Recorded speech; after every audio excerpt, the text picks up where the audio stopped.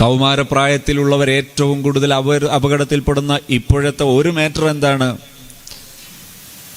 പ്രണയമാണ്, love affair. എന്തുകൊണ്ടാണ് ഈ പ്രണയം ഇങ്ങനെ ദുരന്തം തീർക്കുന്നത്? ഒന്ന്, മിഥ്യകളെ പിന്തുടരുന്നത് കൊണ്ടാണ് ഒന്ന് അബദ്ധം സംഭവിക്കുന്നത്. പ്രണയം എന്ന വാക്കിൻ്റെ അർത്ഥം സ്നേഹം എന്നാണ്. സ്നേഹം ഒരിക്കലും അപകടം അല്ല. അതേസമയത്ത് ഇന്ന് പ്രണയത്തിൻ്റെ പേരിൽ സംഭവിച്ചുകൊണ്ടിരിക്കുന്നത് അത് പ്രണയമല്ല, സെക്സാണ്, ലൈംഗികതയാണ്. പക്ഷെ ഈ ലൈംഗികതയിൽ പ്രശ്നമുണ്ടാകുന്നതിൻ്റെ 3 കാരണങ്ങൾ. ഒന്ന്, ആദ്യമായി ലൈംഗികതയെ കുറിച്ച് അറിഞ്ഞുകൂടാത്തതാണ്. സെക്സ് എന്ന് പറയുന്നത് പവിത്രമാണ്, ജൈവികമായി വളരെ ഗുണമുള്ളതാണ്, ആത്മീയതക്കൊരു മനുഷ്യൻ ആവശ്യമുള്ളതാണ്, മനുഷ്യന്റെ സാമൂഹിക അവസ്ഥ ഭദ്രമായി നിലനിൽക്കാൻ ആവശ്യമുള്ളതാണ്. ഈ ലോകത്ത് മനുഷ്യനിലെ ആരോഗ്യം സംരക്ഷിക്കപ്പെടാൻ ആവശ്യമുള്ളതാണ്. ഭക്ഷണം പോലെ, ഭക്ഷണം ആരോഗ്യത്തിന് ആവശ്യമാണ്, ഭക്ഷണം ആത്മീയതയ്ക്ക് ആവശ്യമാണ്, ഭക്ഷണം ഒരു മനുഷ്യന്റെ സാമൂഹികാവസ്ഥ നന്നാകാൻ ആവശ്യമാണ്. പക്ഷേ ഭക്ഷണത്തിൽ അനാരോഗ്യമായ ഭക്ഷണം കഴിച്ചാൽ അപകടമാണ്, സ്ഥലം മാറി ഭക്ഷണം കഴിച്ചാൽ അപകടമാണ്, ആള് മാറി ഭക്ഷണം കഴിച്ചാൽ അപകടമാണ്. ഇപ്പൊ ഇവിടെ വലിയൊരു ഉസ്താദിന് കൊണ്ടുവച്ച ഭക്ഷണം ഞാൻ കയറി പതുക്കെ എടുത്ത് കഴിച്ചാൽ വഷളാണത്.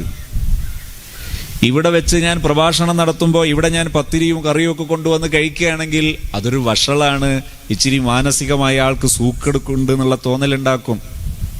ഇങ്ങനെ ആളും തരവും സ്ഥലവും ഒക്കെ മാറിയാൽ ഭക്ഷണം പ്രശ്നമാകുന്നത് പോലെ ലൈംഗികതയും പ്രശ്നമാണ്. അടിസ്ഥാനപരമായി ലൈംഗികതയെ നിഷേധിക്കപ്പെടരുത്. എവിടെയാണ് അബദ്ധം പറ്റുന്നതെന്നറിയോ? പലപ്പോഴും ഒരു ആൺകുട്ടിക്ക് ഒരു 13, 14, 15 വയസ്സാകുമ്പോൾ സെക്ഷലായി മെച്യൂരിറ്റി ഉണ്ടായി തുടങ്ങും. പെൺകുട്ടിക്ക് 9 വയസ്സ് മുതൽ സെക്ഷലായി മെച്യൂരിറ്റി ഉണ്ടാകും. ഇത് മെഡിക്കൽ സയൻസ് സ്ഥിരപ്പെടുത്തിയതാണ്. ഇത് നമ്മളങ്ങോട്ട് നിഷേധിക്കുകയാണ്. നമ്മൾ നിഷേധിച്ചിട്ട് ക്ലാസ്മേറ്റ് എന്ന പേരിൽ ഇതാ ഈ 14, 15 വയസ്സായ ഈ പുരുഷനും ഈ സ്ത്രീയും, അതാണ് ശരി, സ്റ്റുഡൻ്റാണ്, അതിൻ്റെ പേരിൽ 15 വയസ്സായ ഒരു ആൺകുട്ടി പുരുഷനാകാതിരിക്കുന്നില്ല, ഒരു പെൺകുട്ടി സ്ത്രീയാകാതിരിക്കുന്നില്ല. ഈ സ്ത്രീയായിട്ട് നമ്മൾ ചില കണ്ണടക്കലുകൾ നടത്തുന്നു. ഈ ഉച്ചക്ക് 11, 12 മണിയാകുന്ന ഈ സമയം നമ്മളെല്ലാവരും കൂടി കണ്ണടച്ചിരുന്നാൽ ഇത് രാത്രിയാവോ? ഇല്ല, ഇത് പകല് തന്നെയാണ്. കഴിഞ്ഞ ദിവസം ഒരു ട്രെയിനിങ് സെഷനിൽ ഒരു രക്ഷിതാവ് എന്നോട് ചോദിച്ചു, എൻ്റെ 7ാം ക്ലാസ്സിൽ പഠിക്കുന്ന അല്ലെങ്കിൽ 8ാം ക്ലാസ്സിൽ പഠിക്കുന്ന മകൾ, ആ മകള് ഇൻസ്റ്റഗ്രാമിൽ ID ഓപ്പണാക്കി. ഇൻസ്റ്റഗ്രാമിൽ ID ഓപ്പണാക്കുന്നതിനെ കുറിച്ച് വർത്തമാന സാഹചര്യത്തിൽ എൻ്റെ അഭിപ്രായം, നിങ്ങൾ മുംബൈയിൽ പോയി റെഡ് സീറ്റിൽ ചുവന്ന തെരുവിൽ പോയി എന്ന് പറഞ്ഞാൽ എന്താണോ അർത്ഥം അതുപോലെയാണ്. ആർക്ക്? ഈ പ്രായത്തിലുള്ള ആൺകുട്ടികൾക്കും പെൺകുട്ടികൾക്കും അങ്ങനെയാണെന്ന് ഞാൻ കരുതുന്നു. നിങ്ങൾക്ക് എന്നെ ചീത്ത വിളിക്കാം, ശരിയല്ലെന്ന് പറയാം, എല്ലാറ്റിനും സ്വാതന്ത്ര്യമുണ്ട്. പക്ഷേ എനിക്കിങ്ങനെ പറയാനും സ്വാതന്ത്ര്യമുണ്ട്. ജീവിതാനുഭവങ്ങൾ പഠിക്കുമ്പോൾ നിങ്ങൾ 1000 കുതിരശക്തിയോടെ ഞാൻ പറയുന്ന ഈ ആദർശത്തിന്റെ പിന്നാലെ വരും എന്ന് ശ്രോതാക്കളോട് ഞാൻ ഈ സമയത്ത് പറയുന്നു. ഈ പെൺകുട്ടി ഇൻസ്റ്റഗ്രാം ഓപ്പൺ ചെയ്തതിന് ശേഷം ID ഫോണിൽ ഡിസ്പ്ലേയിൽ വരാതെ ഹൈഡ് ചെയ്ത് വെക്കാൻ കൂടി പഠിച്ചു. അപ്പൊ ഈ രക്ഷിതാവ് ഈ കുട്ടിയോട് ചോദിച്ചു, നീ എങ്ങനെ പഠിച്ചു? അത് യൂട്യൂബ് നോക്കി പഠിച്ചതാണ്. എന്തിനാണ് ഒരു ഇൻസ്റ്റഗ്രാം തുടങ്ങിയിട്ട് മറച്ചു വെക്കേണ്ടി വരുന്നത്? എന്തുകൊണ്ടാ? ഒരു ഇൻസ്റ്റഗ്രാം ID തുടങ്ങിയിട്ട് അത് മറച്ചു വെക്കേണ്ടി വരുന്നത് എന്തുകൊണ്ട്? ശേഷം ആൻസർ കാണാം. എന്താണ്? ഈ കുട്ടി സ്ഥിരമായി ചാറ്റ് ചെയ്തുകൊണ്ടിരിക്കുകയാണ് ഇൻസ്റ്റഗ്രാമിൽ. ആരോട്? 7ാം ക്ലാസ്സുകാരനായ മറ്റൊരു ആൺകുട്ടിയോട് ചാറ്റ് ചെയ്തുകൊണ്ടിരിക്കുന്നു. എന്താണ് ചാറ്റിന്റെ മീനിങ്? എന്താണ്? കുട്ടിയോട് ചോദിച്ചപ്പോൾ കുട്ടി പറയുന്നു, കുട്ടി ആകെ കരയുന്നു, വെപ്രാളപ്പെടുന്നു. കുട്ടി പറയുന്നു, അവനെ പ്രപ്പോസ് ചെയ്തു. എന്താണ് അതിന്റെ മലയാളം? എന്നെ വിവാഹം അന്വേഷിച്ചു എന്ന് പറഞ്ഞാൽ ഞാൻ ഈ വാക്ക് പറയുമ്പോൾ നിങ്ങളെ മനസ്സിൽ വരുന്ന ആശയം എന്തോ? അറ്റ് സെയിം എന്നെ പ്രപ്പോസ് ചെയ്തു എന്ന് പറയുന്നതിന്റെ അർത്ഥം. പക്ഷേ നമ്മൾ ഒളിച്ചു കളിക്കുകയാണ്. ഈ നട്ടുച്ച പകലിൽ നമ്മൾ പറയുന്നു ഇപ്പൊ രാത്രിയാണ്, എല്ലാവരും കണ്ണടക്കുന്നു. എന്തിന്? ഇറ്റ്സ് എ ബ്ലണ്ടർ ഐഡിയയാണത്, ഫൂളിഷ് ഐഡിയയാണത്. ഈ നട്ടുച്ച സമയത്ത് കണ്ണടച്ചിട്ട് പറയുന്നു ഇപ്പൊ രാത്രിയാണ്. ഈ നട്ടുച്ച സമയം രാത്രിയാകുമോ? ഈ പെൺകുട്ടി ഈ ആൺകുട്ടിയോട് ടൈപ്പ് ചെയ്ത് അന്വേഷിക്കുന്ന മെസ്സേജിന്റെ ബിഗിനിങ്, അതിന്റെ ബിദായ, അതിന്റെ തുടക്കം എന്താണ്? അവനെ പ്രപ്പോസ് ചെയ്തു.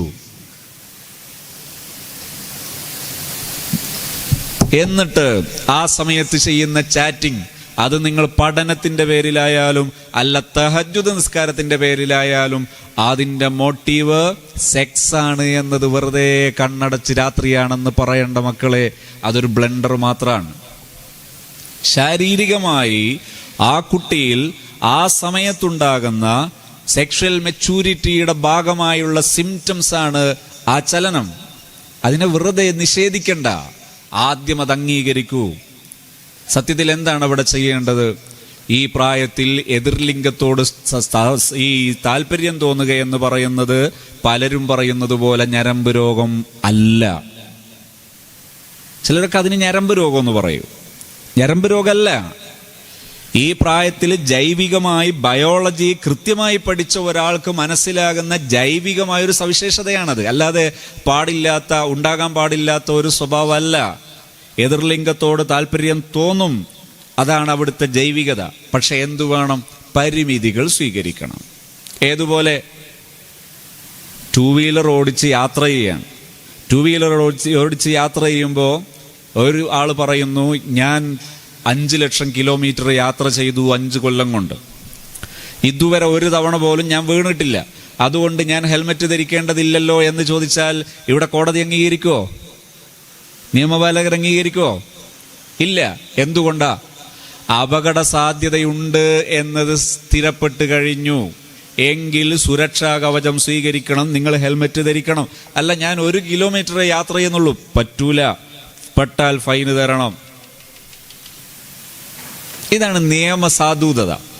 നിയമം ഫോർമേഷൻ ഒരു റൂൾ ഫോർമേഷന്റെ റൂട്ട് ഇതാണ്.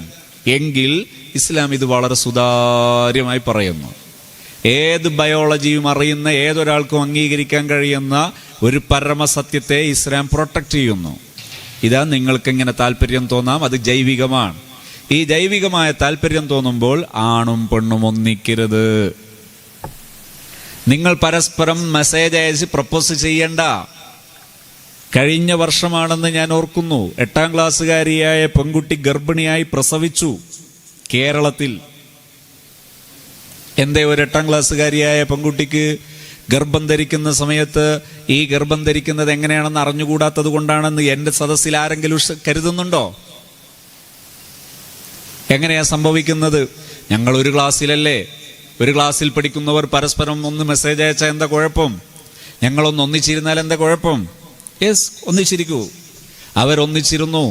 ക്രിസ്മസിന് വന്നു, ന്യൂ ഇയർ വന്നു, സെൻഡ് ഓഫ് വന്നു. ആ സെൻഡ് ഓഫിനന്ന് ഒറ്റക്കൊന്നിച്ചിരുന്നു. എന്താ കുഴപ്പം? ഒരു കുഴപ്പമില്ല. അങ്ങനെ തൊട്ടും പിടിച്ചും മുന്നോട്ട് പോകുന്നതിനിടയിൽ ഏതോ ഒരു ദിവസം രണ്ടാക്കും താല്പര്യം തോന്നിയ സമയം സംതിങ് നടന്നു. അത് പിന്നീട് താല്പര്യം തോന്നിയപ്പോൾ പലപ്പോഴും നടന്നു.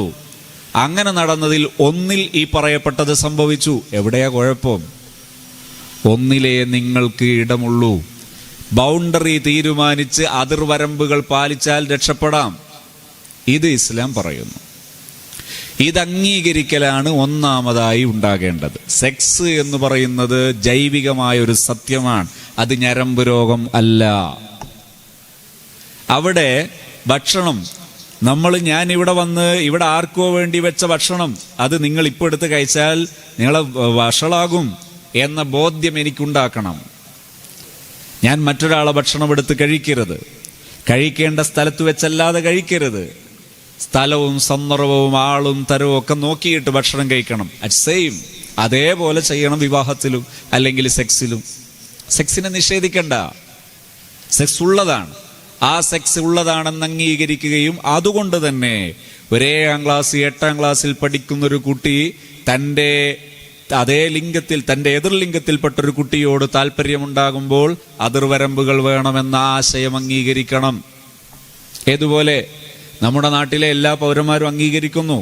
2 വീലറിൽ യാത്ര ചെയ്യണോ, നിങ്ങൾ പ്രൊട്ടക്റ്റഡ് ആകണം, നിങ്ങൾ ഹെൽമെറ്റ് ധരിക്കണം, നിയമങ്ങൾ അനുസരിക്കണം.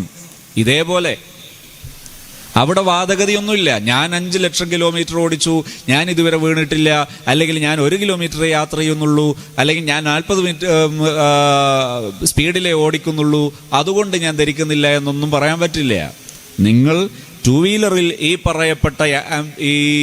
പറയപ്പെട്ട അളവിലും രീതിയിലുമുള്ള ഈ ഒരു മെഷീൻ ലെവൽ, ഇത്രയും പർപ്പസിലുള്ള, ഇത്രയും ലെവലിലുള്ള ഒരു വാഹനത്തിൽ നിങ്ങൾ യാത്ര ചെയ്യുന്നുണ്ടോ? ഷുവർ, നിങ്ങൾ എന്ത് ചെയ്യണം? ഹെൽമെറ്റ് ധരിക്കണം. ഇതേപോലെ ഇസ്ലാം പറയുന്നു, നീ ഈ പ്രായത്തിലായോ എങ്കിൽ നീ എന്ത് പ്രൊട്ടക്റ്റഡായി നീങ്ങൂ. നിനക്ക് ദുനിയാവിലും വഷളാകാതെ പോകാം, ആഖിറത്തിലും വഷളാകാതെ പോകാം. ഇതാദ്യം അംഗീകരിക്കണം.